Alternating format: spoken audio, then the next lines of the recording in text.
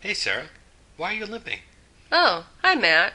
I went snowboarding yesterday and my whole body aches. Was it your first time? Yeah, and I never want to go again. I remember the first time I went. My back was sore, I couldn't sit down because it hurt my butt, and my legs would cramp if I walked too fast.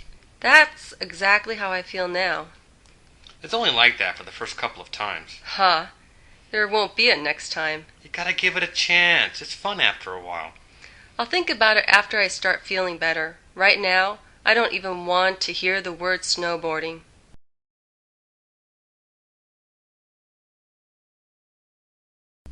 Hey Jane, how are you doing these days? Hi, Martha. Everything is perfect. Are you enjoying married life? It couldn't be better.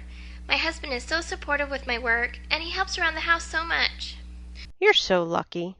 I hope to get married to a guy like that. I'm so happy. Even though we're both working, we get to spend a lot of time with each other, in the evenings and on the weekends.